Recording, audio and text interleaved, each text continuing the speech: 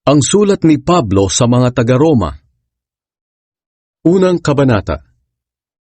Mula kay Pablo na lingkod ni Kristo Jesus, pinili at tinawag ako ng Diyos na maging apostol upang ipangaral ang kanyang magandang balita.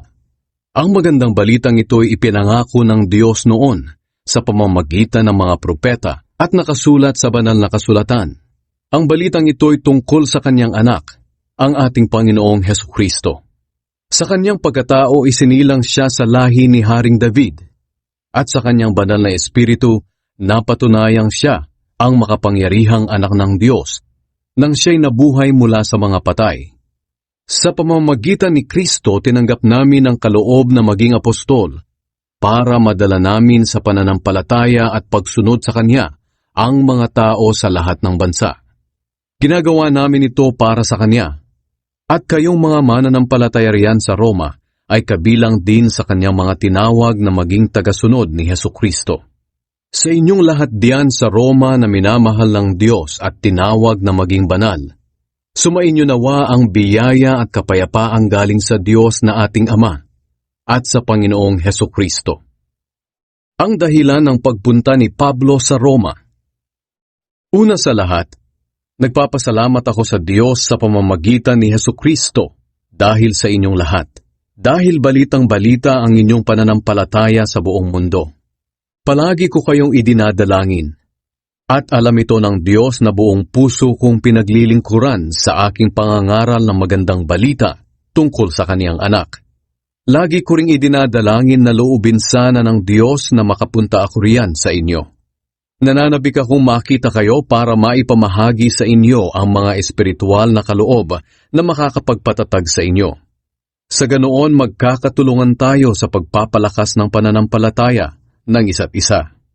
Mga kapatid, nais kong malaman ninyo na ilang ulit ko nang binalak na pumunta riyan, pero laging may humahadlang. Nais kong pumunta riyan para mayroon din akong maakay sa pananampalataya kay Kristo, tulad ng ginawa ko sa mga hindi Hudyo sa mga napuntahan kong lugar. Sapagat may pananagutan ako na mangaral sa lahat ng tao, sa mga may pinag-aralan man o wala, sa marurunong o hangal. Iyan ang dahilan kung bakit nais ko ring maipangaral ang magandang balita riyan sa inyo sa Roma. Ang kapangyarihan ng magandang balita. Hindi ko ikinakahiya ang magandang balita tungkol kay Kristo. Dahil ito ang kapangyarihan ng Diyos sa ikaliligtas ng lahat ng sumasampalataya. Una ang mga Hudyo at gayon din ang mga hindi Hudyo, sapagkat ipinapahayag sa magandang balita kung paano itinuturing ng Diyos na matuwid ang tao, at ito'y sa pamamagitan lang ng pananampalataya. Ayon nga sa kasulatan, sa pananampalataya mabubuhay ang matuwid. Ang galit ng Diyos sa lahat ng kasamaan. Ipinapahayag ng Diyos mula sa langit ang kanyang puot sa lahat ng kasamaan at kalapastangan ng ginagawa ng mga tao, na siyang pumipigil sa kanila para malaman ang katotohanan tungkol sa Diyos. Sapagkat ang katotohanan tungkol sa Diyos ay malinaw sa kanila dahil inihayag ito sa kanila ng Diyos. Totoong hindi nakikita ang Diyos, pero mula pa nang likhain niya ang mundo, ang kanyang walang hanggang kapangyarihan at pagka-Diyos ay naipahayag sa mga bagay na ginawa niya. Kaya wala silang maidadahilan. At kahit alam nilang may Diyos, hindi nila siya pinarangalan o pinasalamatan man lang. Sa halip ibinaling nila ang kanilang pag-iisip sa mga bagay na walang kabuluhan, kaya napuno ng kadiliman ang mga hangal nilang pag-iisip. Nagmamarunong sila, pero lumilitaw na sila'y mga mangmang, sapagkat ipinagpalit nila ang dakila at walang kamatayang Diyos sa mga Diyos ang anyong tao na may kamatayan. Mga ibon, mga hayop na may 4 na paa, at mga hayop na nagsisigapang. Kaya hinayaan na lang sila ng Diyos sa maruruming hangarin ng kanilang puso, hanggang sa gumawa sila ng kahalayan at kahiyahiyang mga bagay sa isa't isa. Ipinagpalit nila sa kasinungalingan ng katotohanan tungkol sa Diyos. Sinamba nila at pinaglingkuran ang mga nilikha sa halip na ang manlilikha na siyang dapat papurihan magpakailanman. Amen.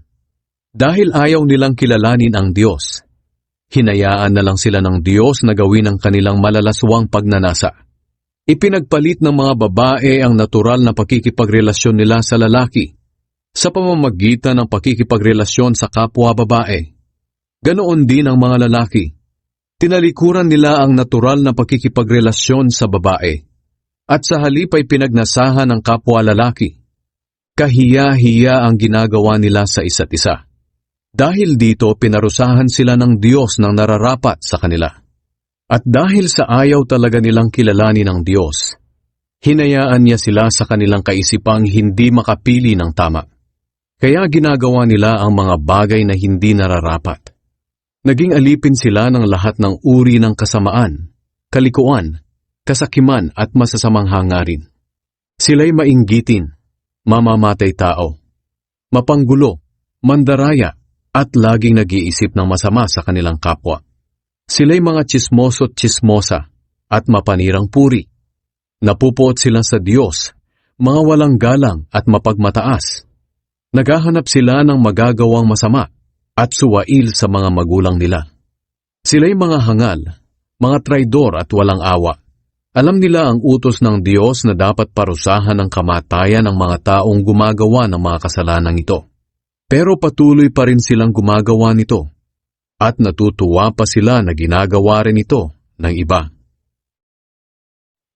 Ikalawang kabanata. Ang hatol ng Diyos. Ngayon, masasabi mong dapat lang hatulan ang mga taong ito dahil sa kanilang kasamaan. Pero maging ikaw na humahatol ay walang maidadahilan, sapagkat sa iyong paghatol sa iba ay hinahatulan mo rin ang iyong sarili. Dahil ginagawa mo rin ang mga bagay na iyon. Alam nating makatarungan ang hatol ng Diyos sa mga taong gumagawa ng kasamaan. Pero sino ka para humatol sa iba kung ikaw mismo ay gumagawa rin ng mga iyon? Ang akala mo ba'y makakaligtas ka sa hatol ng Diyos dahil alam mong siya'y mabuti, matiyaga at mapagtimpi? Dapat mong malaman na ang Diyos ay mabuti sa iyo dahil binibigyan ka niya ng pagkakataong magsisi sa mga kasalanan mo. Pero dahil sa matigas ang ulo mo at ayaw mo magsisi, pinabibigat mo ang parusa ng Diyos sa iyo sa araw na ihahayag niya ang kanyang puot at makatarungang paghatol. Sapagkat ibibigay ng Diyos sa bawat isa ang nararapat ayon sa kanyang mga gawa. Bibigyan niya ng buhay na walang hanggan ang mga taong nagpapatuloy sa paggawa ng mabuti, na ang hangad ay makamta ng karangalan, papuri mula sa Diyos at buhay na walang kamatayan. Sa iba naman na walang iniisip kundi ang sarili at ayaw sumunod sa katotohanan kundi sa kasamaan, ibubuhos sa kanila ng Diyos ang kanyang matinding galit. Lahat ng taong gumagawa ng masama ay parurusahan ng Diyos. Ang mga Hudyo muna bago ang mga hindi Hudyo. Ngunit bibigyan ng Diyos ng papuri, karangalan at kapayapaan ang lahat ng gumagawa ng kabutihan. Una ang mga Hudyo, bago ang mga hindi Hudyo. Sapagkat pantay-pantay ang pagtingin ng Diyos sa lahat ng tao. Ang mga taong nagkakasala na walang alam sa kautusan ni Moises ay mapapahamak, at ang kaparusahan nila ay hindi ibabatay sa kautusan. Ang mga nakakaalam naman ng kautusan ni Moises pero patuloy na gumagawa ng kasamaan ay parurusahan na batay sa kautusan. Sapagkat hindi ang nakikinig sa kautusan ang itinuturing ng Diyos na matuwid, kundi ang tumutupad nito. Ang mga hindi Hudyo ay walang kaalaman tungkol sa kautusan ni Moises. Pero kung gumagawa sila ng naaayon sa sinasabi ng kautusan, ipinapakita nila na kahit wala silang alam tungkol dito, ay alam nila ang nararapat gawin. Ang mabubuting gawa nila ay nagpapakita na ang iniuutos ng kautusan ay nakaukit sa kanilang puso. Pinatutunayan ito ng kanilang konsensya, dahil kung minsay inuusig sila nito, at kung minsan na may ipinagtatanggol. At ayon sa magandang balita na itinuturo ko, ang konsensya ay pagbabatayan din sa araw na hahatulan ng Diyos sa pamamagitan ni Hesukristo ang lahat ng lihim ng mga tao. Ang mga Hudyo at ang kautusan. Sinasabi ninyo na mga Hudyo kayo, nagtitiwala kayo sa kautusan at ipinagmamalaki ang inyong kaugnayan sa Diyos. Alam ninyo kung ano ang kalooban ng Diyos at alam din ninyo kung ano ang dapat gawin. dahil itinuro ito sa inyo sa kautusan. Ipinapalagay ninyong taga-akay kayo ng mga bulag sa katotohanan, ilaw sa mga taong nasa kadiliman, at tagapagturo sa mga kulang ng pangunawa at mga bata pa sa mga bagay tungkol sa Diyos. Ganito nga ang palagay ninyo sa inyong sarili. Dahil naniniwala kayo na sa pamamagitan ng kautusan, ay nakamit na ninyo ang lahat ng kaalaman at katotohanan. Tinuturuan ninyo ang iba, pero bakit hindi ninyo maturuan ang inyong sarili? Nangangaral kayong huwag magnakaw, pero kayo mismo'y nagnanakaw. Sinasabi ninyong huwag mangalunya, pero kayo mismo ay nangangalunya. Kinasusuklaman ninyo ang mga Diyos-Diyosang sinasamba ng mga hindi Hudyo, pero ninanakawan naman ninyo ang kanilang mga templo. Nagmamalaki kayo na nasa inyo ang kautusan ng Diyos, pero ginagawa ninyong kahiya-hiya ang Diyos dahil sa paglabag ninyo sa kautusan. Sinasabi sa kasulatan, dahil sa inyo nilalapastangan ng mga hindi Hudyo ang pangalan ng Diyos. Nagtitiwala kayo na kayo ang mga taong pinili ng Diyos dahil kayo'y tuli. May halaga lang ang pagiging tuli kung sinusunod ninyo ang kautusan. Pero kung nilalabag naman ninyo ang kautusan, para na rin kayong mga hindi tuli. At kung sinusunod naman ng isang hindi tuli ang kautusan, ituturing siya ng Diyos na para na ring tuli. Kahit na kayo ay mga Hudyo at tuli, papatunayan ng mga hindi Hudyo na dapat kayong parusahan, sapagkat kahit na hindi sila tuli at wala sa kanila ang kautusan, sinusunod naman nila ito. Samantalang kayong mga may hawak ng kautusan ay lumalabag dito. Ang pagka-Hudyo ng isang tao ay hindi dahil sa Hudyo ang kanyang mga magulang at tuli siya sa laman. Ang tunay na Hudyo ay ang taong nabago ang puso sa pamamagitan ng Espiritu, at hindi dahil tuli siya ayon sa kautusan. Ang ganyang tao ay pinupuri ng Diyos, kahit hindi pinupuri ng tao. Ikatlong kabanata. Kung ganoon, ano ang kalamangan ng pagiging isang Hudyo? At ano ang kahalagahan ng pagiging tuli?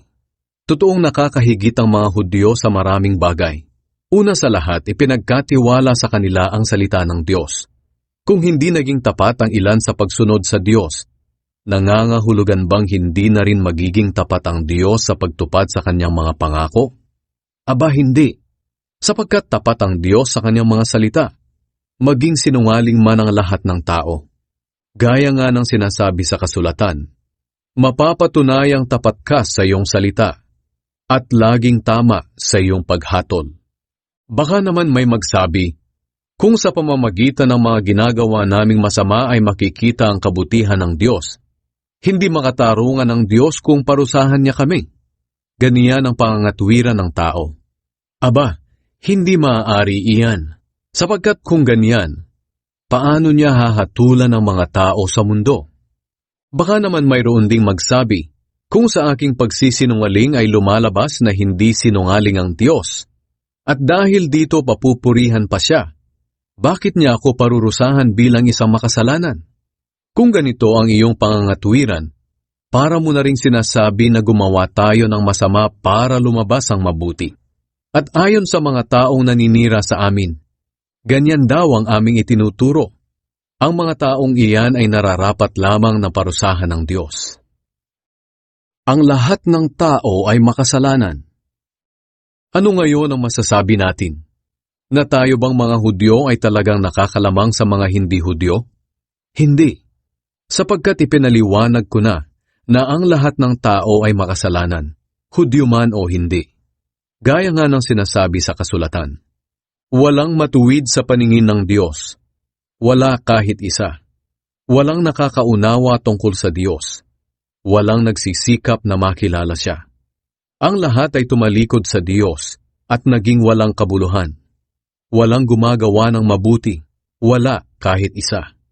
Ang kanilang pananalita'y hindi masikmura tulad ng bukas na libingan. Ang kanilang sinasabi puro pandaraya. Ang mga salita nila'y parang kamandag ng ahas. Ang lumalabas sa kanilang bibig ay panay pagmumura at masasakit na salita. Sa kaunting dahilan lang pumapatay agad sila ng tao. Kapahamakan at hinagpis ang dala nila kahit saan. Hindi nila alam ang mamuhay ng mapayapa at wala silang takot sa Diyos. Ngayon, alam natin na ang lahat ng sinasabi ng kautusan ay para sa ating mga Hudyo na namumuhay sa ilalim ng kautusan, para walang maidahilan ng sinuman na hindi siya dapat parusahan.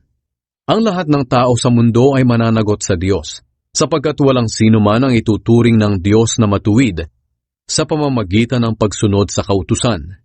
Sa halip ipinapakita ng kautusan sa tao na makasalanan siya. Pero ngayon, inihayag na kung paano itinuturing ng Diyos na matuwid ang tao. Ito'y hindi sa pamamagitan ng pagsunod sa kautusan. Ang kautusan na mismo at ang mga propeta ang nagpapatotoo rito. Ang tao'y itinuturing ng Diyos na matuwid sa pamamagitan ng pananampalataya kay Hesukristo. At walang pinapabura ng Diyos. Kaya ang sino mang sumasampalataya kay Hesukristo ay tinuturing niyang matuwid, sapagkat ang lahat ay nagkasala at hindi naging karapat-dapat sa paningin ng Diyos. Ngunit dahil sa biyaya ng Diyos sa atin, itinuring niya tayong matuwid sa pamamagitan ni Kristo Jesus na siyang tumubos sa atin.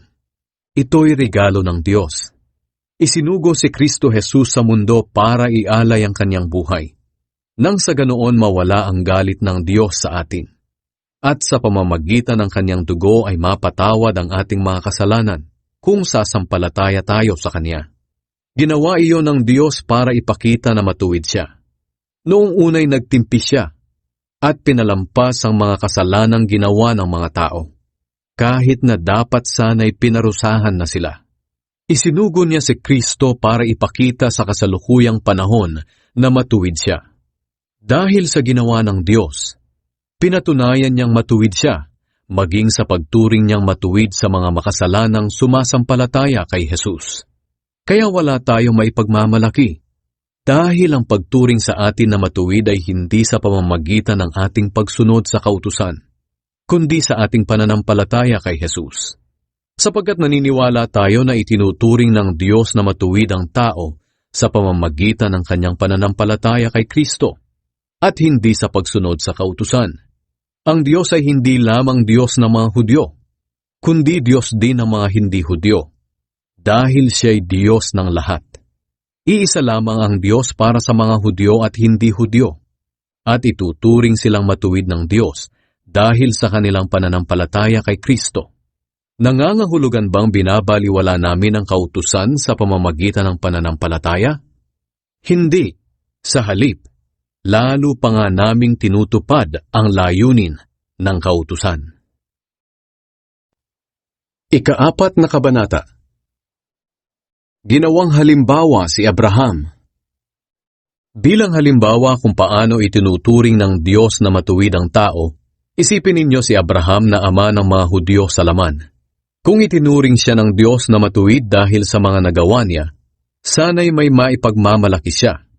Pero wala siyang maipagmamalaki sa Diyos, dahil sinasabi sa kasulatan, sumampalataya si Abraham sa Diyos, at dahil dito'y itinuring siyang matuwid ng Diyos. Ang ibinibigay sa isang taong nagtatrabaho ay hindi kaloob, kundi bayad. Pero itinuring tayong matuwid ng Diyos sa kabila ng ating mga kasalanan, hindi dahil sa ating mabubuting gawa, kundi dahil sa pananampalataya natin sa Kanya. Ito ang ibig sabihin ni Haring David nang banggitin niya ang pagiging mapalad ng mga taong itinuring na matuwid ng Diyos, hindi dahil sa kanilang mabubuting gawa. Ang sinabi niya, mapalad ang taong pinatawad at kinalimutan na ng Diyos ang kanyang kasalanan. Mapalad ang tao kapag hindi na ibibilang ng Panginoon laban sa kanya ang kanyang mga kasalanan. Ang mga sinabing ito ni Haring David ay hindi lang para sa mga Hudyo, kundi pati na rin sa mga hindi Hudyo. Alam natin ito dahil binanggit na namin na itinuring ng Diyos na matuwid si Abraham dahil sa kanyang pananampalataya. Kailan ba siya itinuring na matuwid? Hindi ba't noong hindi pa siya tuli? Tinuli siya bilang tanda na itinuring na siyang matuwid dahil sa kanyang pananampalataya. Kaya si Abraham ay naging ama ng lahat ng mga mananampalatayang hindi tuli. At dahil nga sa kanilang pananampalataya, itinuring silang matuwid ng Diyos. Siya rin ang ama ng mga Hudyong tuli, hindi lang dahil sila'y tuli sa laman, kundi dahil sumasampalataya rin sila tulad ng ating ninunong si Abraham noong hindi pa siya tuli. Natatanggap ang pangako ng Diyos sa pamamagitan ng pananampalataya. Ipinangako ng Diyos kay Abraham at sa kanyang lahi na mamanahin nila ang mundo. Ang pangakong ito ay ibinigay ng Diyos kay Abraham, hindi dahil sa pagsunod niya sa kautusan, kundi dahil itinuring siya ng Diyos na matuwid sa pamamagitan ng kanyang pananampalataya. Kung ang mga nasasakop lamang ng kautusan ang magiging tagapagmana, walang kabuluhan ang pananampalataya, at ganoon din naman ang pangako ng Diyos. Ang kautusan ang siyang naging dahilan kung bakit may parusa mula sa Diyos. Kung walang kautusan, wala ring paglabag.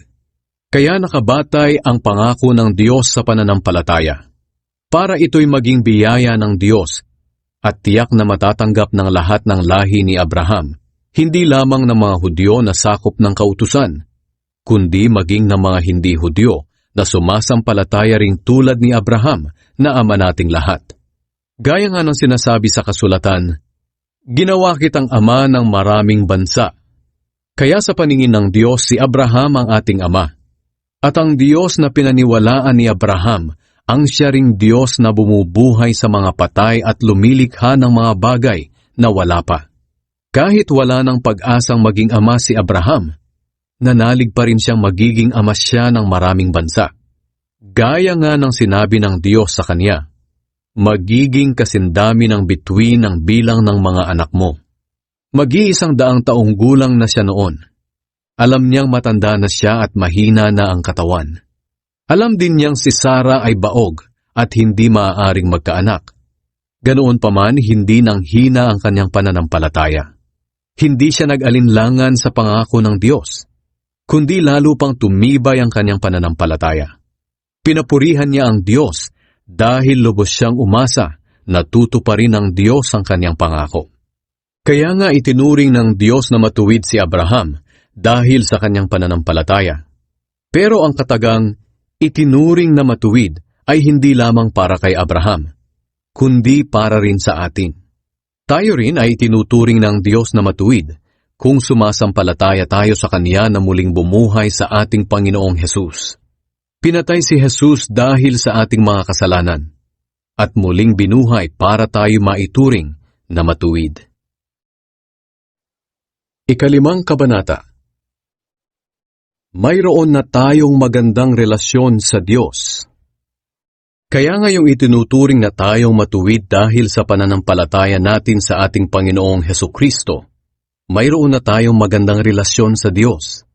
Sa pamamagitan ni Jesus at dahil sa ating pananampalataya, tinatamasa natin ngayon ang biyaya ng Diyos at nagagalak tayo dahil sa ating pag-asa na makakabahagi tayo sa kadakilaan ng Diyos.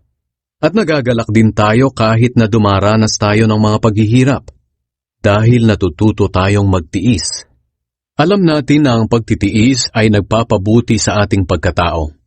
At kung mabuti ang ating pagkatao, may pag-asa tayo na makakabahagi tayo sa kadakilaan ng Diyos. At hindi tayo mabibigo sa ating pag-asa, dahil ipinadama ng Diyos sa atin ang kanyang pagmamahal sa pamamagitan ng banal na Espiritu na ibinigay niya sa atin.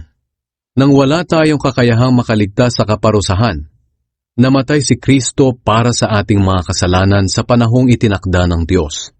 Bihira ang taong mag-aalay ng kanyang buhay para sa isang taong matuwid. Bagamat maaaring mayroong maglakas loob na ibigay ang kanyang buhay para sa isang mabuting tao. Pero ipinakita ng Diyos sa atin ang kanyang pag-ibig sa ganitong paraan. Kahit noong tayo'y makasalanan pa, namatay si Kristo para sa atin. At ngayong itinuring na tayong matuwid sa pamamagitan ng dugo ni Kristo, tiyak na maliligtas tayo sa parusa ng Diyos dahil kay Kristo. Dati kaaway tayo ng Diyos, pero ngayon, tinanggap na niya tayong mga kaibigan sa pamamagitan ng pagkamatay ng kanyang anak. At ngayong mayroon na tayong magandang relasyon sa Diyos, tiyak na ililigtas niya tayo sa kaparusahan sa pamamagitan ng buhay ni Kristo. Hindi lang iyan, nagagalak tayo sa relasyon natin sa Diyos ngayon dahil sa ginawa ng ating Panginoong Hesukristo. Naibalik na ang magandang relasyon natin sa Diyos dahil sa kanya. Si Adan at si Kristo. Dumating ang kasalanan sa mundo dahil sa paglabag ni Adan sa utos ng Diyos. At dahil sa kasalanan, dumating din ang kamatayan. Kaya lumaganap ang kamatayan sa lahat ng tao dahil nagkasala ang lahat. Nasa mundo na ang kasalanan bago pa man ibigay ng Diyos ang kautusan. Pero hindi pinapanagot ang mga tao sa kanilang mga kasalanan kung wala namang kautusan. Ganoon pa man, naghari pa rin ang kamatayan mula kay Adan hanggang kay Moises, kahit sa mga taong hindi naman nagkasala ng tulad ni Adan na lumabag sa utos ng Diyos. Si Adan ay larawan ng Kristo na nooy inaasahang darating. Pero magkaiba ang dalawang ito. Dahil ang kaloob ng Diyos ay hindi katulad sa kasalanan ni Adan. Totoo ngang nagdala ng kamatayan sa maraming tao ang kasalanan ni Adan. Pero mas nakakahigit ang biyaya at kaloob ng Diyos na dumating sa maraming tao sa pamamagitan ng isang tao na walang iba kundi si Hesukristo. Ibang-iba ang idinulot ng kaloob ng Diyos sa idinulot ng kasalanan ni Adan. Ang kasalanan ni Adan ay nagdulot ng kaparusahan, pero ang kaloob na ibinigay ng Diyos sa kabila ng maraming kasalanan ay nagdulot ng kapatawaran. Dahil sa kasalanan ng isang tao, naghari ang kamatayan. Pero dahil sa ginawa ng isa pang tao na si Hesukristo, ang mga taong tumanggap ng masaganang biyaya at kaloob ng Diyos ay itinuring niyang matuwid, at maghahari sila sa buhay na walang hanggan. Kaya dahil sa kasalanan ng isang tao, ang lahat ay nahatulang maparusahan. Ganoon din naman dahil sa matuwid na ginawa ng isang tao, ang lahat ay maituturing na matuwid at mabibigyan ng bagong buhay. Kung sa pagsuway ng isang tao marami ang naging makasalanan, ganoon din naman dahil sa pagsunod ng isang tao, marami ang itinuring ng Diyos na matuwid. Ibinigay ng Diyos ang kautusan para ipakita sa mga tao na marami ang kanilang pagsuway at nadadagdagan pa nga dahil sa kautusan. Pero kung nadadagdagan ang pagsuway, higit na nadadagdagan ang biyaya ng Diyos. Kaya kung paano naghari ang kasalanan at nagdulot ng kamatayan, ganoon din naman naghahari ang biyaya ng Diyos at nagdudulot ng buhay na walang hanggan. At dahil sa ginawa ng ating Panginoong Hesukristo, itinuring tayong matuwid ng Diyos. Ika-6 na kabanata. Ang bagong buhay kay Kristo. Ano ngayon ang masasabi natin? Magpapatuloy ba tayo sa kasalanan para lalong madagdagan ang biyaya ng Diyos sa atin? Aba, hindi maaari. Hindi maaari na magpatuloy pa tayo sa pagkakasala dahil ang kasalanan ay wala ng kapangyarihan sa atin. Hindi ba ninyo alam na noong binautismohan tayo kay Hesukristo, nangangahulugan ito na kasama tayo sa kanyang kamatayan? Kaya noong binautismohan tayo, namatay tayo at inilibing na kasama niya. Kung paanong binuhay muli si Kristo sa pamamagitan ng dakilang kapangyarihan ng Ama, tayo rin ay mamuhay sa bagong buhay. At kung nakasama tayo sa kanyang kamatayan, tiyak na mabubuhay tayong muli, tulad ng muli niyang pagkabuhay. Alam natin na ang dati nating pagkatao ay pinako na sa krus kasama ni Kristo para mamatay. Kaya hindi na tayo dapat alipinin pa ng kasalanan. Sapagkat ang taong patay na ay malaya na sa kasalanan. At kung namatay tayong kasama ni Kristo, naniniwala tayong mabubuhay din tayong kasama niya, sapagkat alam nating si Kristo'y muling nabuhay at hindi na muling mamamatay. Wala nang kapangyarihan sa kanya ang kamatayan. Minsan lang siyang namatay para sa kasalanan ng mga tao, at nabubuhay siya ngayon para sa Diyos. At dahil na kay Kristo Jesus na kayo, ituring ninyo ang inyong mga sarili na patay na sa kasalanan at nabubuhay na para sa Diyos. Huwag na ninyong paghariin ang kasalanan sa inyong katawang may kamatayan, para hindi na ninyo sundin ang masasamang hilig nito. Huwag na ninyong gamitin ang alinmang bahagi ng inyong katawan sa paggawa ng kasalanan. Sa halip, ialay ninyo ang inyong sarili sa Diyos bilang mga taong binigyan ng bagong buhay. Ilaan ninyo sa Diyos ang inyong katawan sa paggawa ng kabutihan, sapagkat hindi na dapat maghari pa sa inyo ang kasalanan, dahil wala na kayo sa ilalim ng kautusan, kundi sa ilalim na ng biyaya ng Diyos. Mga alipin ng katuwiran. Ngayon, dahil wala na tayo sa ilalim ng kautusan, kundi sa biyaya na ng Diyos, nangangahulugan bang magpapatuloy pa rin tayo sa paggawa ng kasalanan? Aba hindi. Hindi nyo ba alam na alipin tayo ng anumang sinusunod natin? Kaya kung sinusunod natin ang kasalanan, alipin tayo ng kasalanan, at ang dulot nito'y kamatayan. Pero kung sumusunod tayo sa Diyos, mga alipin tayo ng Diyos, at ang dulot nito'y katuwiran. Noong una alipin kayo ng kasalanan. Pero salamat sa Diyos, dahil ngayon, buong puso ninyong sinusunod ang mga aral na itinuro sa inyo. Pinalaya na kayo sa kasalanan, at ngayoy mga alipin na kayo ng katuwiran. Ginagamit ko bilang halimbawa ang tungkol sa mga alipin para madali ninyong maunawaan ang ibig kong sabihin. Noong unay nagpaalipin kayo sa karumihan at kasamaan, at naging masama nga kayo. Ngayon na may magpaalipin kayo sa kabutihan para maging banal kayo. Noong alipin pa kayo ng kasalanan, wala kayong pakialam sa matuwid na pamumuhay. Ano nga ba ang napala ninyo sa dati ninyong pamumuhay na ikinakahiyanan ninyo ngayon? Ang dulot ng mga iyon ay kamatayan, pero pinalaya na kayo sa kasalanan at alipin na kayo ng Diyos. At ang dulot nito ay kabanalan at buhay na walang hanggan. Sapagkat ang kabayaran ng kasalanan ay kamatayan, ngunit ang kaloob ng Diyos ay buhay na walang hanggan sa pamamagitan ni Kristo Jesus na ating Panginoon. Ikapitong kabanata. Malaya na tayo sa kautusan. Mga kapatid, alam naman ninyo ang tungkol sa batas. Kaya nauunawaan ninyo na ang tao'y nasasakop lamang ng batas habang nabubuhay siya. Halimbawa ayon sa batas, ang isang babaeng may asawa ay nakatali sa kanyang asawa habang nabubuhay ito. Pero kung namatay na ang kanyang asawa, malaya na siya sa batas tungkol sa mga mag-asawa. Kaya kung makikisama siya sa ibang lalaki habang buhay pa ang kanyang asawa, nagkakasala siya ng pangangalo niya. Pero kung patay na ang kanyang asawa, malaya na siya sa batas tungkol sa mga mag-asawa. At kung mag-asawa man siyang muli, hindi siya nagkakasala ng pangangalo niya. Ganyan din ang nangyari sa inyo mga kapatid. Malaya na kayo sa kautusan sa pamamagitan ng pagkamatay ni Kristo. Muli siyang nabuhay at kayo'y pinag-isa sa Kanya para maging kapaki-pakinabang sa paglilingkod sa Diyos. Noong namumuhay pa tayo sa dati nating pagkatao, ang masamang pagnanasa ang nagahari sa ating katawan at pinukaw pa ng kautusan, kaya gumawa tayo ng mga bagay na nakapagdudulot ng kamatayan. Pero ngayon ay malaya na tayo sa kautusan, dahil namatay na tayo sa kautusang ito na dating umalipin sa atin. Ang ating paglilingkod ngayon sa Diyos ay hindi na ayon sa dating buhay na dulot ng kautusan, kundi sa bagong buhay na dulot ng banal na Espiritu. Ang kautusan at ang kasalanan. Ang ibig ko bang sabihin ay masama ang kautusan? Aba hindi, sapagkat kung walang kautusan, hindi ko malalaman kung ano ang kasalanan.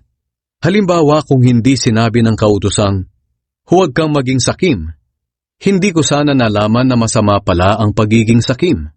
Ngunit ginamit ng kasalanan ng kautosang ito para pukhawin sa akin ang lahat ng uri ng kasakiman. Sapagkat kung walang kautusan, walang kapangyarihan ng kasalanan. Noong una nabuhay ako ng walang kautusan, pero nang malaman ko ang kautusan, nalaman kong ako pala'y makasalanan at nahatulan na ng kamatayan. Kaya ang kautusan na dapat sana'y magbibigay ng buhay ang siya pang nagdulot sa akin ng kamatayan. Sapagkat ginamit ng kasalanan ng kautusan para dayain ako.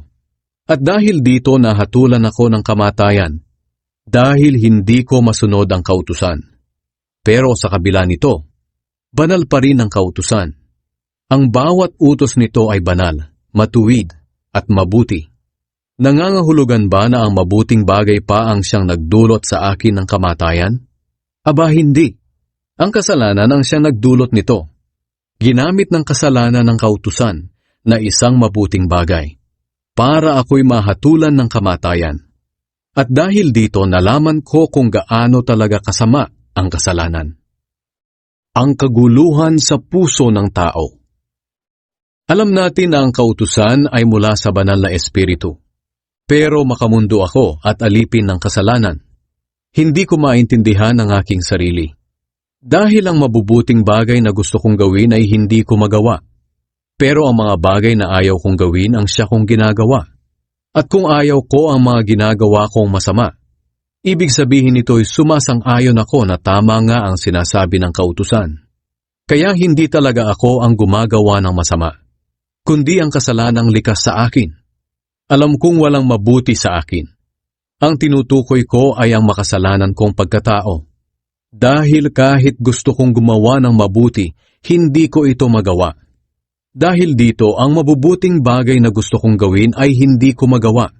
Pero ang mga bagay na kinasusuklaman kong gawin, ang siya kong ginagawa. Kung ginagawa ko man ang ayaw kong gawin, hindi na ako ang talagang gumagawa nito, kundi ang kasalanang likas sa akin. Ito ang natuklasan ko tungkol sa aking sarili. Kung ibig kong gumawa ng mabuti, hinahadlangan ako ng kasamaang likas sa akin. Sa kaibuturan ng aking puso nalulugod ako sa kautusan ng Diyos. Pero may napapansin akong ibang kapangyarihan na kumikilo sa aking pagkatao, na sumasalungat sa pagsunod ko sa kautusan na alam ko. Dahil dito naging alipin ako ng kapangyarihan ng kasalanang likas sa aking pagkatao. Kawawa naman ako. Sino ang magliligtas sa akin sa makasalanan kong pagkatao na nagdudulot sa akin ng kamatayan? Salamat sa Diyos, Siya ang magliligtas sa akin sa pamamagitan ni Hesukristo na ating Panginoon. Ito ang aking kalagayan. Ang kaisipan ko ay nagpapasakop sa kautusan ng Diyos, pero ang aking makasalanang pagkatao ay nagpapasakop sa kapangyarihan ng kasalanan. Ikawalong kabanata. Pamumuhay na ayon sa banal na espiritu. Kaya ngayon, hindi nahahatulan ng kaparusahan ang mga na kay Kristo Jesus, sapagkat sa pakikipag-isa natin kay Kristo Jesus, pinalaya na tayo sa kapangyarihan ng kasalanan at kamatayan sa pamamagitan ng kapangyarihan ng banal na espiritu na nagbibigay buhay. Ang kautusan ay hindi makapag-aalis ng kapangyarihan ng kasalanan sa ating buhay dahil sa kahinaan ng ating makasalanang pagkatao. Ang Diyos ang nag-alis nito nang isinugo niya ang sarili niyang anak sa anyo ng isang taong makasalanan upang handog para sa ating mga kasalanan. At sa kanyang pagiging tao, tinapos na ng Diyos ang kapangyarihan ng kasalanan. Ginawa ito ng Diyos para ang ipinatutupad ng kautusan ay matupad nating mga namumuhay sa patnubay ng banal na espiritu at hindi ayon sa ating makasalanang pagkatao. Sapagkat ang mga taong namumuhay ayon sa kanilang makasalanang pagkatao ay walang ibang iniisip, kundi ang nais ng kanilang pagkatao. Pero ang tao namang namumuhay ayon sa banal na espiritu ay walang ibang iniisip, kundi ang nais ng banal na espiritu. Ang kahihinatnan ng pagsunod sa nais ng makasalanang pagkatao ay kamatayan. Pero ang kahihinatnan ng pagsunod sa nais ng banal na espiritu ay kapayapaan at buhay na walang hanggan. Kalaban ng Diyos ang sinumang sumusunod sa nais ng makasalanan niyang pagkatao. Dahil ayaw niyang sumunod sa kautusan ng Diyos at talagang hindi niya magagawang sumunod. Kaya ang mga taong nabubuhay ayon sa kanilang makasalanang pagkatao ay hindi maaaring kalugdan ng Diyos. Pero hindi na kayo nabubuhay ayon sa makasalanang pagkatao, kundi ayon sa patnubay ng Espiritu, kung totoong nasa inyo na nga ang Espiritu ng Diyos. Kung wala sa isang tao ang Espiritu ni Kristo, siya'y hindi kay Kristo. Pero dahil nasa inyo na si Kristo, mamatay man ang katawan nyo dahil sa kasalanan, buhay naman ang inyong Espiritu dahil itinuring na kayong matuwid ng Diyos. At dahil nasa inyo na ang Espiritu ng Diyos na muling bumuhay kay Hesukristo, siya rin ang magbibigay ng buhay sa inyong mga katawang may kamatayan. Gagawin niya ito sa pamamagitan ng kanyang espiritong nananahan sa inyo. Kaya nga mga kapatid, hindi tayo dapat mamuhay ayon sa ating makasalanang pagkatao, sapagkat mamamatay kayo kapag namuhay kayo ayon sa inyong makasalanang pagkatao. Pero mabubuhay kayo kung susupilin ninyo ang inyong makasalanang pagkatao sa pamamagitan ng banal na Espiritu. Ang mga taong pinapatnubayan ng Espiritu ng Diyos ay mga anak ng Diyos. At ang Espiritu na tinanggap ninyo ay hindi kayo inalipin upang muling matakot.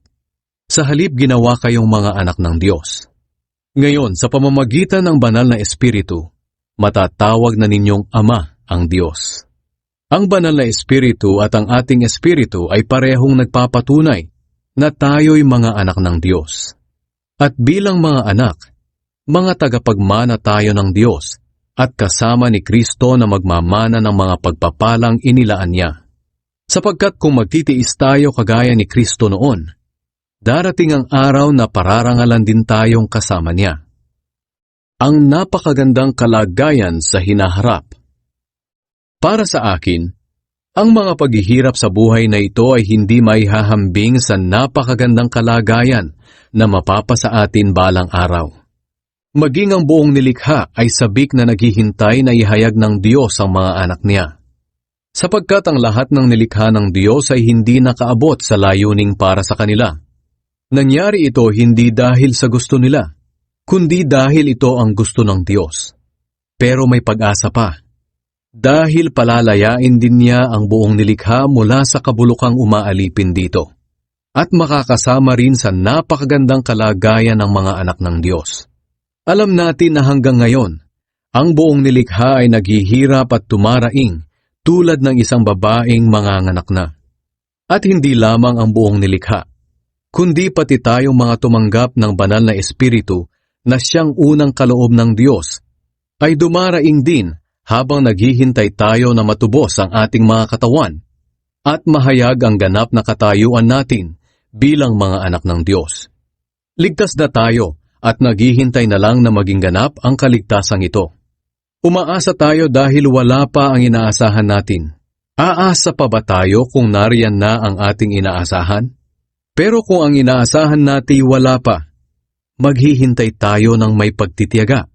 Tinutulungan tayo ng banal na Espiritu sa kahinaan natin. Hindi natin alam kung ano ang dapat nating ipanalangin.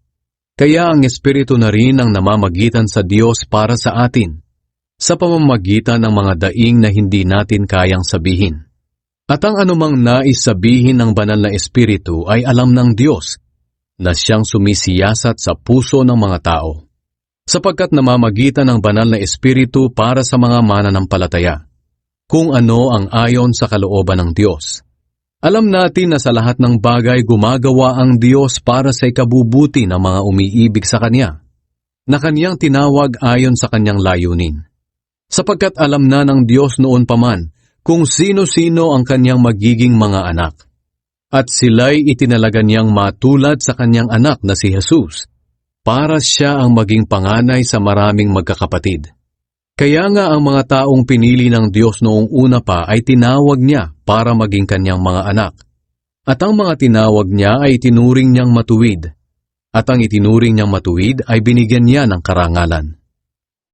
Ang pag-ibig ng Diyos. Ngayon, kung iisipin natin ang mga bagay na ito, masasabi nating panig sa atin ng Diyos.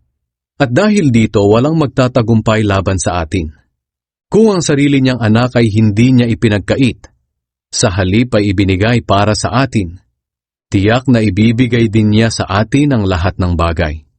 Sino ang maaaring mag-akusa sa mga pinili ng Diyos?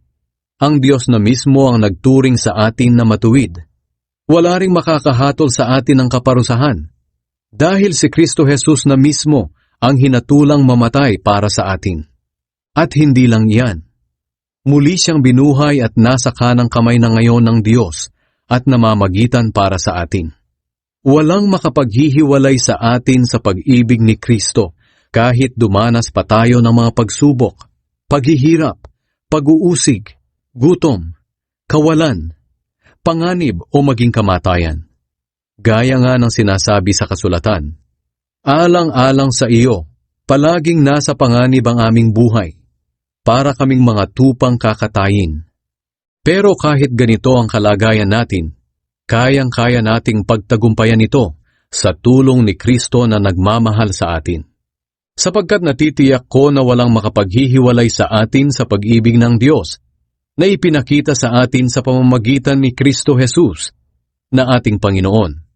Maging kamatayan o buhay, mga anghel o anumang makapangyarihang espiritu, ang kasalukuyang panahon o ang hinaharap, ang mga kapangyarihan, ang mga nasa itaas o mga nasa ibaba, o kahit ano pang mga bagay sa buong mundo ay hindi makapaghihiwalay sa atin sa pag-ibig ng Diyos. Ikasyam na kabanata. Ang Diyos at ang mga Israelita. Ngayon, ako na mananampalataya ni Kristo ay may sasabihin sa inyo. Totoo ito at hindi ako nagsisinungaling. At pinapatunayan ng banal na Espiritu sa aking konsensya na totoo ang sasabihin ko.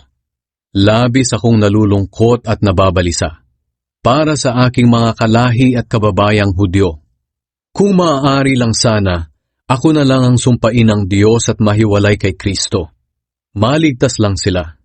Bilang mga Israelita, itinuring sila ng Diyos na kanyang mga anak. Ipinakita niya sa kanila ang kanyang kadakilaan. Gumawa ang Diyos ng mga kasunduan sa kanila. Ibinigay sa kanila ang kautusan. Tinuruan sila ng tunay na pagsamba. Maraming ipinangako ang Diyos sa kanila. Ang kanilang mga ninuno'y mga pinili ng Diyos. At nagmula sa kanilang lahi si Kristo nang siya'y maging tao. Ang Diyos na makapangyarihan sa lahat, na dapat purihin magpakailanman. Amen. Hindi ito nangangahulugan na hindi natupad ang mga pangako ng Diyos dahil hindi sila sumampalataya. Sapagkat hindi naman lahat ng nagmula kay Israel ay maituturing na pinili ng Diyos. At hindi rin naman lahat ng nagmula kay Abraham ay maituturing na mga anak ni Abraham. Sapagkat sinabi ng Diyos kay Abraham, ang mga anak lang na nagmumula kay Isaac ang mga lahi na aking ipinangako. Ang ibig sabihin, hindi lahat ng anak ni Abraham ay itinuturing na anak ng Diyos, kundi ang mga anak lamang na ipinanganak ayon sa ipinangako. Sapagkat ganito ang ipinangako ng Diyos sa kanya, babalik ako rito sa ganito ring panahon sa susunod na taon, at magkakaroon ng anak na lalaki si Sarah. Hindi lang iyon, kundi nangyari rin ang ganoon sa dalawang anak ni Rebecca sa ating ninunong si Isaac. Ipinakita rin ng Diyos na hindi lahat ng nagmula kay Abraham ay itinuturing na mga anak niya. Bago pa man ipanganak ang kambal, sinabi na ng Diyos kay Rebecca, maglilingkod ang nakatatanda sa nakababatang kapatid. Sinabi ito ng Diyos noong wala pa silang nagagawang mabuti o masama, para patunayan na ang pagpili niya ay batay sa sarili niyang pasya at hindi sa mabubuting gawa ng tao. Gaya nga ng sinabi ng Diyos sa kasulatan, minamahal ko si Jacob, pero si Esau ay hindi. Baka naman sabihin ng iba na hindi makatarungan ng Diyos. Aba hindi, sapagkat sinabi niya kay Moises, mahahabag ako sa gusto kong kahabagan. Maaawa ako sa gusto kong kaawaan. Kung ganoon, ang pagpili ng Diyos ay hindi batay sa kagustuhan ng tao o sa paggawa niya ng mabuti, kundi sa awa ng Diyos. Sapagkat ayon sa kasulatan, sinabi ng Diyos sa Faraon, pinayagan kitang mabuhay dahil dito, para maipakita ko ang kapangyarihan ko sa pamamagitan mo, at makilala ang pangalan ko sa buong mundo. Kaya nga, kinaaawaan ng Diyos ang ibig niyang kaawaan, at pinatitigas niya ang ulo ng ibig niyang patigasin. Ang galit at awa ng Diyos. Maaring may magsabi sa akin, kung ganoon, bakit pa niya pinapanagot ang mga tao sa kanilang mga kasalanan? At sino ang makakasalungat sa kanyang kalooban? Pero sino ka para magreklamo sa Diyos ng ganyan? Tayo'y mga nilikha lang ng Diyos, kaya hindi tayo makakapagreklamo kung bakit niya tayo ginawang ganito. Tulad sa isang gumagawa ng palayok, may karapatan siyang gawin ang putik ayon sa gusto niya. May karapatan siyang gumawa ng dalawang uri ng sisidlan mula sa iisang tumpok ng putik. Ang isa ay pang-espesyal at ang isa naman ay pangkaraniwan lang. Ganoon din naman ang Diyos. Nais niyang ipakita ang kanyang kapangyarihan at matinding galit sa mga makasalanan. Pero minabuti niyang tiisin muna ng buong tiyaga ang mga taong dapat sanang lipulin na. Ginawa niya ito para ipakita kung gaano siya kadakila sa mga taong kinaaawaan niya, na inihanda na niya noon pa para parangalan. Ito'y walang iba kundi tayo na mga tinawag niya, hindi lang mula sa mga Hudyo, kundi mula rin sa mga hindi Hudyo. Ito ang sinabi ng Diyos sa aklat ni Hoseas. Ang dating hindi ko mga tao ay tatawagin kong mga tao ko. At ang dating hindi ko mahal ay mamahalin ko. At sa mga sinabihang, kayo'y hindi ko mga mamamayan, sila'y tatawaging mga anak ng Diyos na buhay. Tungkol naman sa mga Israelita, sinabi ni Propeta Isaias, kahit na maging kasindami pa ng buhangin sa tabing dagat ang lahi ni Israel, kakaunti lang sa kanila ang maliligtas. Dahil mabilis at matindi ang gagawing paghatol ng Panginoon sa mga tao sa mundo. Sinabi rin ni Isaias, kung ang Panginoong makapangyarihan ay walang itinira sa ating lahi, natulad na sana tayo sa Sodom at Gomora. Ang Israel at ang magandang balita. Ano ngayon ang masasabi natin tungkol dito? Ang mga hindi Hudyo na hindi nagsikap na maging matuwid ay itinuring ng Diyos na matuwid nang dahil sa kanilang pananampalataya. Pero ang mga Hudyo na nagsikap na maituring na matuwid sa pamamagitan ng pagsunod nila sa kautusan ay nabigo. Bakit sila nabigo? Sapagkat nagtiwala sila sa kanilang mga gawa at hindi sila sumampalataya kay Hesukristo. Natisod sila sa batong nakakatisod. Gaya nga ng sinabi ng Diyos sa kasulatan, maglalagay ako sa Zion ng batong naging katitisuran sa mga tao at nakakapagpadapa sa kanila, pero hindi mapapahiya ang mga sumasampalataya sa Kanya. Ikasampung Kabanata. Mga kapatid, ang nais ng aking puso at dalangin sa Diyos ay ang kaligtasan ng aking mga kalahing Hudyo. Ako na rin ang makakapagpatunay na masigasig sila sa kanilang paglilingkod sa Diyos. Kaya nga lang ay hindi ayon sa katotohanan. Ito'y sa dahilang hindi nila alam kung paano itinuturing ng Diyos na matuwid ang isang tao. Nagsikap silang gumawa ng sariling pamamaraan sa halip na sundin nila ang pamamaraan ng Diyos, sapagkat hindi nila alam na si Kristo ang hangganan ng kautusan. Dahil sa kanyang ginawa, ang lahat ng sumasampalataya sa kanya ay itinuturing ng Diyos na matuwid. Ang kaligtasan ay para sa lahat. Ganito ang isinulat ni Moises tungkol sa taong itinuturing ng Diyos na matuwid, batay sa kautusan. Ang taong sumusunod sa kautusan ay mabubuhay ng ayon sa kautusan. Pero ganito naman ang sinasabi ng kasulatan tungkol sa pagiging matuwid sa pamamagitan ng pananampalataya. Huwag mong sabihin sa iyong sarili, sino ba ang aakyat sa langit para ibaba si Kristo? O di kaya'y, sino ang bababa sa lugar ng mga patay para ibangon si Kristo mula sa mga patay? Sa halip sinasabi ng kasulatan, ang salita ng Diyos ay malapit sa iyo, nasa bibig at puso mo. Ito'y walang iba kundi ang pananampalataya na ipinangangaral namin, na kung ipapahayag mo na si Jesus ay Panginoon at sasampalataya ka ng buong puso na muli siyang binuhay ng Diyos, maliligtas ka, sapagkat itinuring ng Diyos na matuwid ang taong sumasampalataya sa Kanya ng buong puso. At kung ipapahayag niya na siya'y sumasampalataya, maliligtas siya, sapagkat sinasabi sa kasulatan, hindi mabibigo ang sino mang sumasampalataya sa Kanya. At ang pangakong ito'y para sa lahat, dahil walang pagkakaiba ang Hudyo sa hindi Hudyo. Ang Panginoon ay Panginoon ng lahat, at pinagpapala niya ng masagana ang lahat ng tumatawag sa Kanya. Sapagkat sinasabi sa kasulatan, maliligtas ang lahat ng tumatawag sa Panginoon. Pero paano sila tatawag kung hindi naman sila sumasampalataya sa Kanya? At paano sila sasampalataya kung hindi pa sila nakakarinig ng tungkol sa Kanya? At paano sila makakarinig kung walang nangangaral?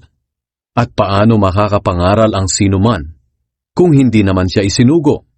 Ayon sa kasulatan, napakagandang pagmasdan ang pagdating ng mga nagdadala ng magandang balita.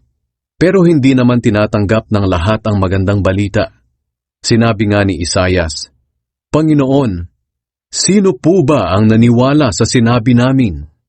Sasampalataya lang ang tao kung maririnig niya ang mensahe tungkol kay Kristo, at maririnig lang niya ito kung may mga ngaral sa kanya. Ito ngayon ang tanong ko, hindi ba nakarinig ang mga Israelita? Nakarinig sila, dahil sinasabi sa kasulatan, narinig sa lahat ng dako ang kanilang tinig, at ang sinabi nila ay nakarating sa buong mundo. Kung ganoon, hindi ba nila ito naunawaan? Naunawaan nila. Dahil ayon sa isinulat ni Moises, sinabi ng Diyos sa kanila, iinggitin ko kayo sa pamamagitan ng ibang bansa. Iinisin ko kayo dahil ipapakita ko ang aking awa sa mga taong hindi nakakakilala sa akin. At buong tapang naman na sinabi ni Isayas ang sinabing ito ng Diyos. Natagpuan ako ng mga taong hindi naghahanap sa akin. Ipinakilala ko ang aking sarili sa mga hindi nagtatanong tungkol sa akin. Pero tungkol naman sa Israel, ito ang sinabi ng Diyos.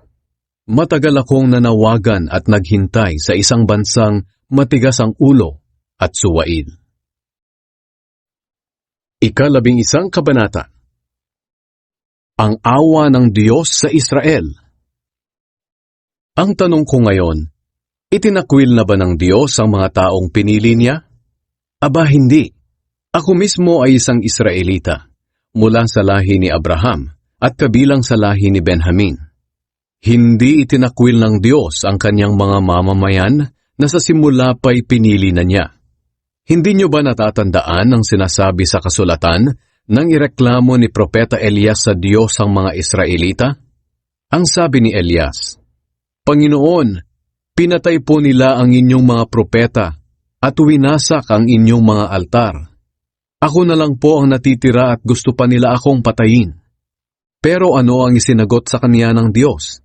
Nagtira ako ng 7,000 Israelitang hindi sumasamba sa Diyos-Diyosang si Baal. Ganyan din ngayon. May mga natitira pang mga Israelita na tapat sa Diyos na pinili niya dahil sa kanyang biyaya. Ngayon, kung ang pagkapili sa kanila ay dahil sa kaniyang biyaya, hindi na ito nakasalalay sa kanilang mabubuting gawa. Sapagkat kung nakasalalay sa mabubuting gawa, hindi na ito biyaya. Ngayon, masasabi natin na hindi nakamtan ng mga Israelita ang kanilang ninanais na maituring silang matuwid ng Diyos. Ang mga pinili ng Diyos ang siyang nagkamit nito, pero ang karamihan ay pinatigas ang ulo. Gaya nga ng sinasabi sa kasulatan, ginawa silang manhid ng Diyos, at hanggang ngayon ay para silang mga bulag o bingi sa katotohanan. Sinabi rin ni David tungkol sa kanila, ang kanilang mga handog sana ang magdala sa kanila ng kapahamakan, kasiraan at kaparusahan. Mabulag sana sila at magkandakuba sa bigat ng kanilang mga papasanin. Natisod ang mga Hudyo dahil hindi sila sumampalataya kay Kristo. Ibig bang sabihin, tuluyan na silang mapapahamak? Hindi. Pero dahil sa paglabag nila, nabigyan ang pagkakataon ng mga hindi Hudyo na maligtas. At dahil dito, maiinggit ang mga Hudyo. Ngayon, kung ang paglabag at pagkabigong ito ng mga Hudyo ay nagdulot ng malaking pagpapala sa mga hindi Hudyo sa buong mundo, gaano pa kaya kalaki ang pagpapalang maidudulot kung makumpleto na ang buong bilang ng mga Hudyo na sasampalataya kay Kristo? Ang kaligtasan ng mga hindi Hudyo. Ngayon, ito naman ang sasabihin ko sa inyong mga hindi Hudyo. Ginawa akong apostol ng Diyos para sa inyo, at ikinararangal ko ang tungkuling ito. Baka sakaling sa pamamagitan nito ay magawa kong inggitin ang mga kapwa ko Hudyo, para sumampalataya ang ilan sa kanila at maligtas. Kung ang pagtakwil ng Diyos sa mga Hudyo ang naging daan para makalapit sa Kanya ang ibang mga tao sa mundo, hindi ba't lalo pang malaking kabutihan ang maidudulot kung ang mga Hudyo ay muling tanggapin ng Diyos? Sila ay para na ring muling binuhay. Maihahambing natin ang mga Hudyo sa isang tinapay. Kung inihandog sa Diyos ang bahagi ng tinapay, ganoon na rin ang buong tinapay. At kung inihandog sa Diyos ang ugat ng isang puno, ganoon na rin ang mga sanga nito. Ang mga Hudyo ay tulad sa isang puno ng olibo na pinutol ang ilang mga sanga. At kayong mga hindi Hudyo ay tulad sa mga sanga ng ligaw na olibo na ikinabit bilang kapalit sa pinutol na mga sanga. Kaya nakabahagi kayo sa mga pagpapala ng Diyos para sa mga Hudyo. Pero huwag kayong magmalaki na mas mabuti kayo sa mga sangang pinutol. Alalahanin ninyong mga sanga lang kayo. Hindi kayo ang bumubuhay sa ugat, kundi ang ugat ang bumubuhay sa inyo. Maaaring sabihin ninyo, pinutol sila para maikabit kami. Totoo iyan. Pinutol sila dahil hindi sila sumampalataya kay Kristo.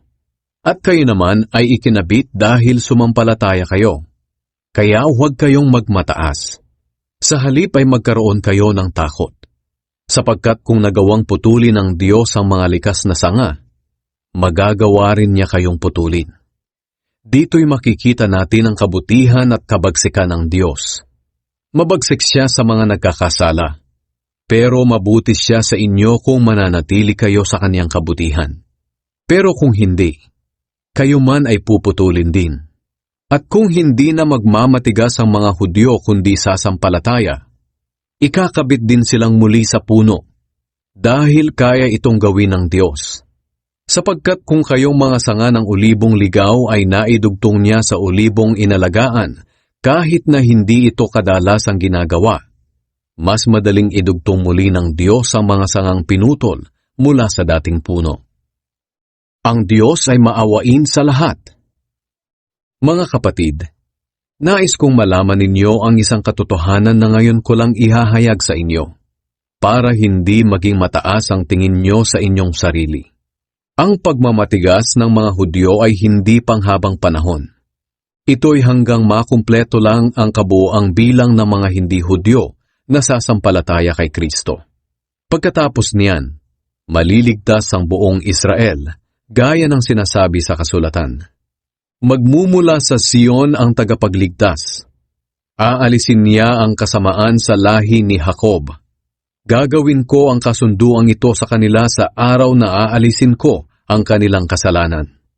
Dahil tinanggihan ng mga Hudyo ang magandang balita, naging kaaway sila ng Diyos para kayong mga hindi Hudyo ay mabigyan ng pagkakataong maligtas. Pero kung ang pagpili ng Diyos ang pag-uusapan, mahal pa rin sila ng Diyos dahil sa kanilang mga ninuno. Sapagkat ang Diyos ay hindi nagbabago ng isip sa kaniyang pagpili at pagpapala. Dati, kayong mga hindi Hudyo ay suwail sa Diyos, pero kinaawaan niya kayo dahil sa pagsuway ng mga Hudyo. Ganoon din naman, kakaawaan niya ang mga Hudyo sa kabila ng pagkasuwail nila, tulad ng ginawa niya sa inyo. Sapagkat hinayaan ng Diyos na ang lahat ng tao ay maging alipin ng kasalanan, para maipakita sa kanila ang kaniyang awa. Papuri sa Diyos. Napakadakila ng kabutihan ng Diyos. Napakalalim ng kaniyang karunungan at kaalaman. Hindi natin kayang unawain ang kaniyang mga pasya at pamamaraan. Gaya nga ng sinasabi sa kasulatan, sino kaya ang makakaunawa sa kaisipan ng Panginoon? Sino kaya ang makakapagpayo sa Kanya? Sino kaya ang makakapagbigay ng anuman sa Kanya para tumanaw siya ng utang na loob? Sapagkat ang lahat ng bagay ay nanggaling sa Kanya, at nilikha ang mga ito sa pamamagitan niya, at para sa Kanya. Purihin ang Diyos magpakailanman. Amen. 12 kabanata. Pamumuhay bilang Kristiyano. Kaya nga mga kapatid, nakikiusap ako sa inyo alang-alang sa maraming pagkakataong kinaawaan tayo ng Diyos. Ibigay ninyo sa Kanya ang inyong mga sarili bilang mga handog na buhay, banal at kalugod-lugod sa Kanya. Ito ang tunay na pagsamba sa Kanya. Huwag ninyong tularan ang mga pag-uugali ng mga tao sa mundong ito. Hayaan ninyong baguhin kayo ng Diyos sa pamamagitan ng pagbabago ng inyong mga isip, para malaman ninyo ang kalooban ng Diyos, kung ano ang mabuti, ganap at kalugod-lugod sa Kaniyang paningin. Sa biyayang ipinagkaloob ng Diyos sa akin, sinasabi ko sa inyo na huwag ninyong pahalagahan ang inyong sarili ng higit sa nararapat. Sa halip, suriin ninyong mabuti ang inyong kakayahan ayon sa pananampalatayang ibinigay ng Diyos sa inyo. Kung paano ang katawan ay binubuo ng maraming bahagi at ang bawat bahagi ay may kanya-kanyang gawain, ganoon din tayong mga mananampalataya. Kahit na marami tayo, iisang katawan lang tayo kay Kristo at magkakaugnay tayo sa isa't isa. Iba't iba ang kakayahang ibinigay sa atin ng Diyos ayon sa kanyang biyaya. Kaya gamitin natin ang mga kaloob na iyan. Kung ang kaloob ng isang tao ay pagpapahayag ng salita ng Diyos, kailangang ipahayag niya ito ayon sa kanyang pananampalataya. Kung ang kaloob niya ay paglilingkod sa kapwa, maglingkod siya. Kung pagtuturo, magturo siya. Kung pagpapayo, magpayo siya ng mabuti. Kung pagbibigay, magbigay siya ng maluwag. Kung pamumuno, mamuno siya ng buong sikap. At kung pagtulong sa nangangailangan, tumulong siya ng may kagalakan. Magmahalan kayo ng tapat. Iwasan ninyo ang masama at laging gawin ang mabuti. Magmahalan kayo bilang magkakapatid kay Kristo at maging magalang sa isa't isa. Huwag kayong maging tamad, kundi magpakasipag at buong pusong maglingkod sa Panginoon. At dahil may pag-asa kayo sa buhay, magalak kayo. Magtiis kayo sa mga paghihirap at laging manalangin. Tulungan ninyo ang mga pinabanal ng Diyos na nangangailangan at patuloyin ninyo sa inyong mga tahanan ang walang matutuluyan. Idalangin ninyo sa Diyos na pagpalain ang mga taong umuusig sa inyo.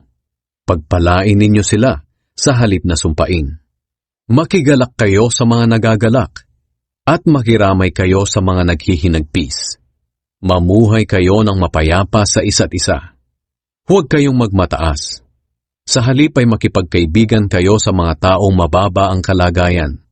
Huwag kayong magmarunong. Huwag ninyong gantihan ng masama ang mga gumagawa sa inyo ng masama.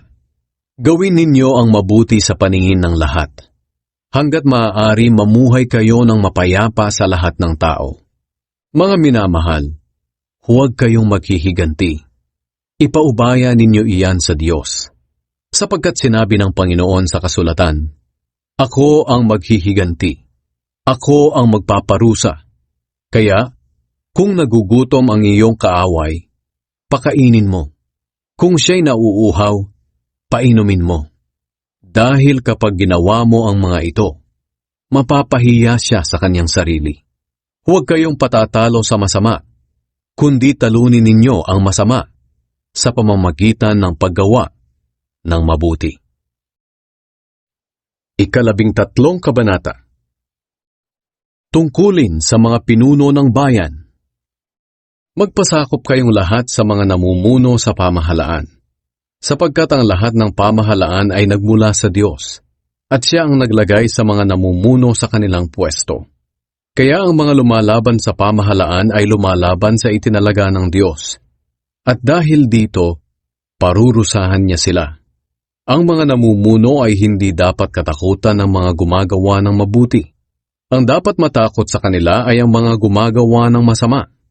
Kaya kung nais mo na wala kang ikatakot sa mga namumuno, gawin mo ang mabuti at pupurihin ka pa nila. Sapagkat ang mga namumuno sa bayan ay mga lingkod ng Diyos para sa ating ikabubuti. Pero kung gagawa ka ng masama, dapat kang matakot, dahil may kapangyarihan silang parusahan ka. Sila'y mga lingkod ng Diyos na nagpaparusa sa mga gumagawa ng masama. Kaya magpasakop kayo sa pamahalaan, hindi lang para maiwasan ang parusa, kundi dahil ito ang nararapat gawin. Iyan din ang dahilan kung bakit tayo nagbabayad ng buwis, sapagkat ang mga namumuno ay lingkod ng Diyos, at inilalaan nila ang kanilang buong panahon sa pagtupad ng kanilang tungkulin. Kaya ibigay ninyo ang nararapat ibigay. Bayaran ninyo ang inyong mga buwis. Igalang ang dapat igalang, at parangalan ang dapat parangalan. Tungkulin sa isa't isa. Huwag kayong mananatiling may utang kanino man, maliban sa utang ng pagmamahalan. sapagkat ang nagmamahal sa kapwa ay tumutupad sa kautusan. Ang mga kautusang, huwag kang mangangalunya, huwag kang papatay, huwag kang magnanakaw, huwag kang mag-iimbot, at ang iba pang mga utos ay napapaloob sa iisang utos. Mahalin mo ang iyong kapwa, gaya ng pagmamahal mo sa iyong sarili. Ang taong nagmamahal ay hindi gumagawa ng masama sa kanyang kapwa. Kaya kung nagmamahalan tayo, tinutupad natin ang buong kautusan. Dapat ninyong gawin ito dahil alam ninyong panahon na para gumising kayo. Sapagkat mas malapit na ngayon ang oras ng ating kaligtasan kaysa noong una, nang tayo'y sumampalataya kay Hesukristo. Mag-uumaga na, kaya iwanan na natin ang mga gawain ng kadiliman at isuot na ang kabutihan bilang panlaban nating mga nasa liwanag. Mamuhay tayo ng marangal dahil tayo ay nasa liwanag na.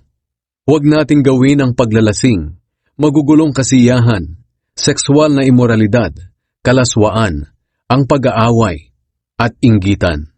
Sa halip, paghariin ninyo sa inyong buhay ang Panginoong Hesukristo at huwag ninyong pagbigyan ang inyong makamundong pagnanasa. 14 na kabanata. Huwag humatol sa kapatid. Tanggapin ninyo ang kapatid na mahina ang pananampalataya at huwag makipagtalo sa kanyang mga paniniwala. Halimbawa, may kapatid na naniniwala na lahat ng pagkain ay maaaring kainin. Mayroon namang mahina ang pananampalataya at para sa kanya gulay lamang ang dapat kainin.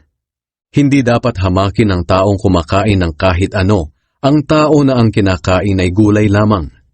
At huwag hatulan ng tao na ang kinakain ay gulay lamang ang taong kumakain ng kahit ano. Sapagkat pareho silang tinatanggap ng Diyos. At sa Diyos lang din sila mananagot. Kaya sino ka para humatol sa utusan ng iba? Ang amo lang niya ang makapagsasabi kung mabuti o masama ang ginagawa niya. At talagang magagawa niya ang tama, dahil ang Panginoon ang tutulong sa kanya. May mga taong naniniwala na mas mahalaga ang isang araw kaysa sa ibang mga araw. May tao namang pare-pareho lang para sa kanya ang lahat ng araw. Ang bawat tao ang bahalang magpasya para sa kanyang sarili tungkol sa bagay na iyan. Ang taong may pinapahalagahang araw ay gumagawa nito para sa Panginoon. At ang tao namang kumakain ng kahit anong pagkain ay gumagawa rin ito para sa Panginoon, dahil pinapasalamatan niya ang Diyos para sa kanyang pagkain. Ang hindi naman kumakain ng ilang klase ng pagkain ay gumagawa nito para sa Panginoon at nagpapasalamat din siya sa Diyos. Wala ni isa man sa atin ang nabubuhay o namamatay para sa sarili lamang. Kung tayo'y nabubuhay tayo para sa Panginoon. At kung tayo'y mamamatay tayo para sa Panginoon. Kaya mabuhay man tayo o mamatay, tayo'y sa Panginoon. Ito ang dahilan kung bakit namatay at muling nabuhay si Kristo, para maging Panginoon siya ng mga buhay at mga patay. Kaya, huwag ninyong hahatulan o hahamakin ang inyong kapatid kay Kristo, sapagkat tayong lahat ay haharap sa Diyos, at siya ang hahatol kung ang ginawa natin ay mabuti o masama. Sapagkat sinasabi sa kasulatan, Ako ang Panginoon na buhay ay sumusumpa, na darating ang araw na luluhod ang lahat ng tao sa akin, at kikilalanin akong Diyos. Kaya lahat tayo'y mananagot sa Diyos sa lahat ng ating mga ginawa. Kaya nga huwag na tayong maghatulan. Sa halip, iwasan na nating gumawa ng mga bagay na magiging dahilan ng pagkakasala ng ating kapatid. Dahil nakipag-isa na ako sa Panginoong Hesus, alam ko na wala talagang bawal na pagkain. Pero kung inaakala ng isang tao na bawal ang isang pagkain, dapat huwag niyang kainin. Kung nasasaktan ang iyong kapatid dahil sa kinakain mo, hindi na naaayon sa pag-ibig ang ginagawa mo. Huwag mong ipapahamak ang kapatid mo kay Kristo dahil lang sa pagkain. Dahil namatay din si Kristo para sa kanya.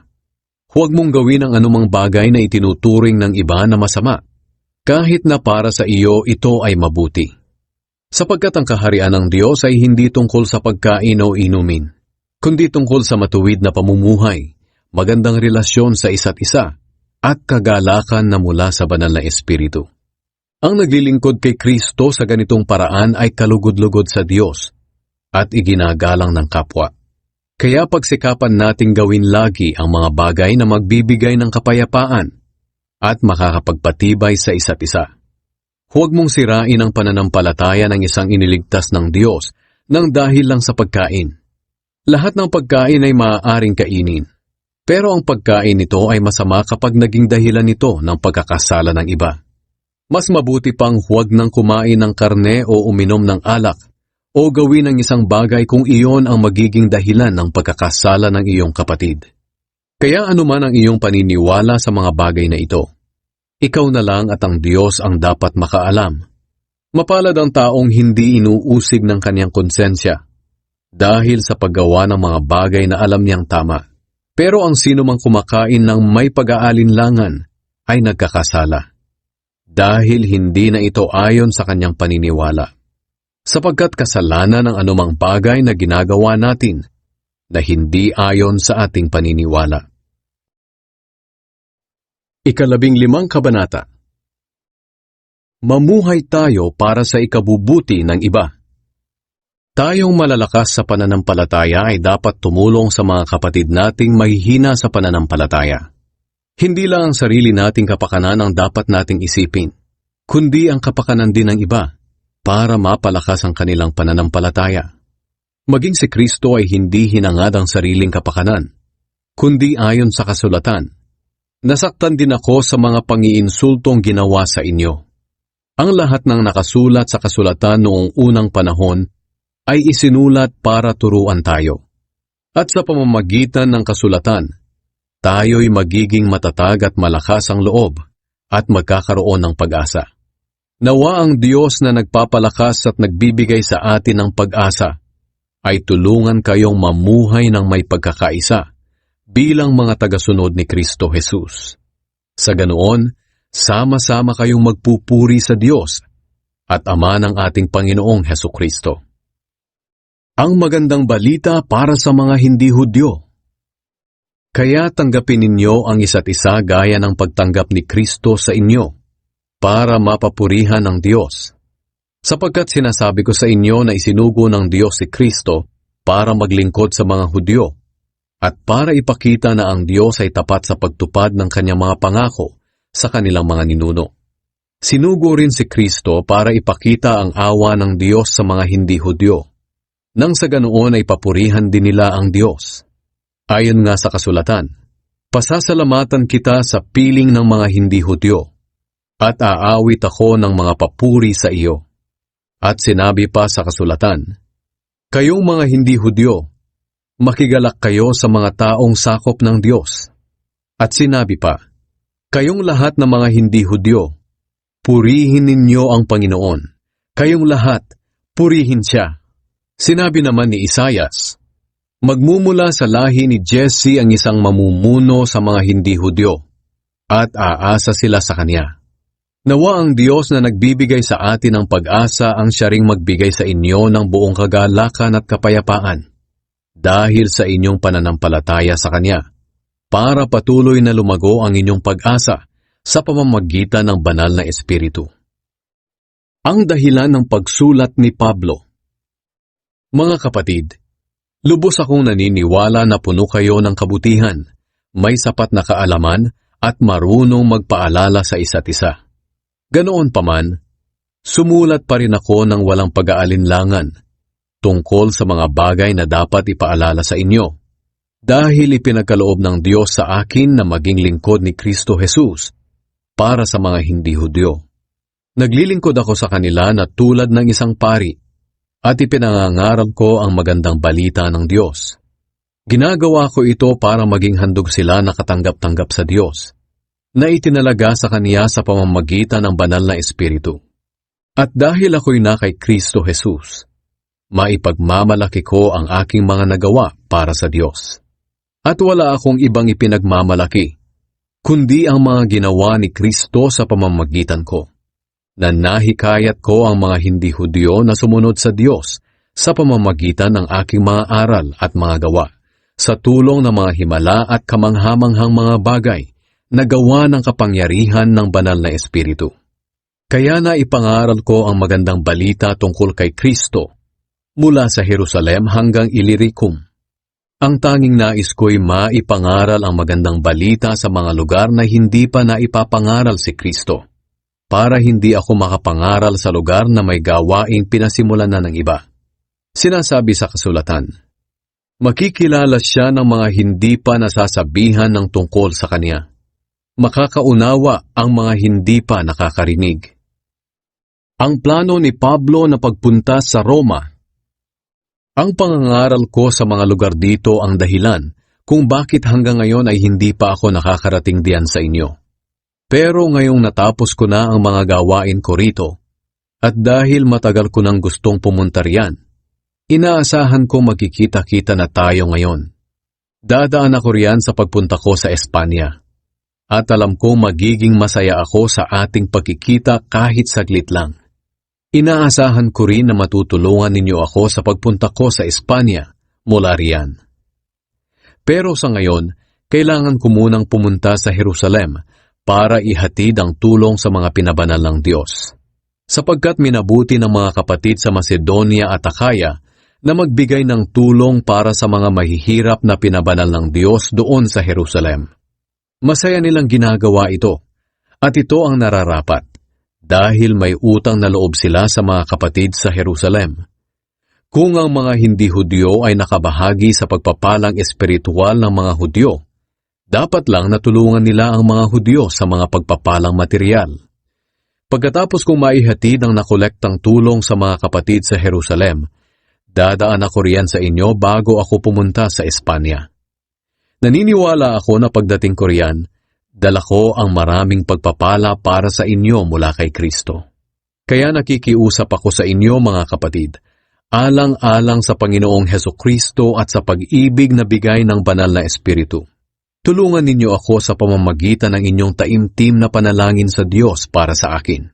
Ipanalangin ninyo na maligtas ako sa mga di mananampalataya sa Judea at malugod na tanggapin ng mga pinabanal ng Diyos sa Jerusalem ang dala kong tulong para sa kanila. Sa ganoon, masaya akong darating diyan sa inyo kung loloobin ng Diyos at makakapagpahinga sa piling ninyo. Patnubayan nawa kayo ng Diyos na nagbibigay ng kapayapaan. Amen. 16 na kabanata. Mga pangangamusta. Ngayon, nais kong ipakilala sa inyo ang kapatid nating si Phoebe. Naglilingkod siya sa iglesia sa Cenchrea. Tanggapin ninyo siya bilang kapatid sa Panginoon, gaya ng nararapat gawin ng mga pinabanal ng Diyos. Tulungan ninyo siya sa anumang kakailanganin niya, dahil marami siyang natulungan, at isa na ako roon. Ikumusta ninyo ako kina Priscilla at Aquila.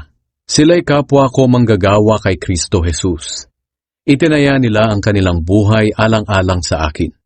Malaki ang utang na loob ko sa kanila. At hindi lang ako, kundi pati na rin ang lahat ng iglesyang hindi Hudyo. Ikumusta rin ninyo ako sa mga mananampalatayang nagtitipon sa kanilang tahanan. Ipaabot din ninyo ang pangangamusta ko sa minamahal kong kaibigan na si Epenetus. Siya ang unang sumampalataya kay Kristo Jesus sa probinsya ng Asya. Ikumusta niyo rin ako kay Maria na nagsikap ng husto para sa inyo. Kumusta rin kina Adronicus at Junias, mga kapwa kong Hudyo at nakasama ko sa bilangguan.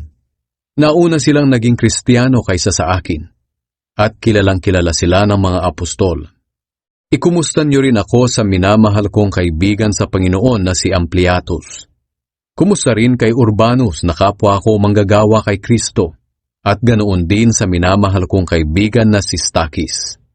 Kumusta rin kay Apeles na isang subok at tapat na lingkod ni Kristo. Kumusta rin sa pamilya ni Aristobulus, sa kapwa ko Hudyo na si Herodion, at sa mga kapatid sa Panginoon sa pamilya ni Narcissus. Ikumusta niyo rin ako kina Trifena at Trifosa na masisipag na manggagawa ng Panginoon. Kumusta rin sa minamahal kong kaibigan na si Persis. Malaki ang naitulong niya sa gawain ng Panginoon. Kumusta rin kay Rufus na isang mahusay na lingkod ng Panginoon. Kumusta rin sa kanyang ina na para ko na ring ina. Ikumusta rin ninyo ako kina Asincritus, Phlegon, Hermes, Patrobas, Hermas at sa mga kapatid na kasama nila.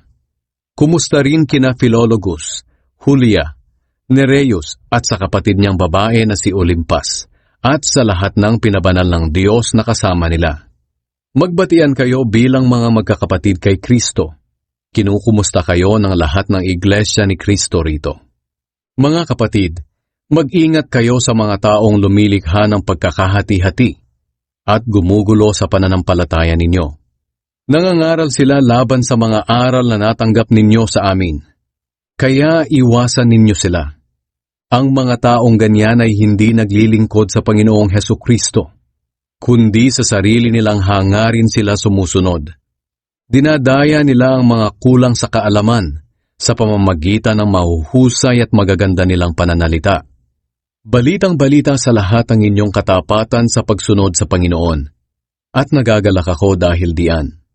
Pero gusto kong maging matalino kayo sa mga bagay na mabuti at walang alam sa paggawa ng kasamaan.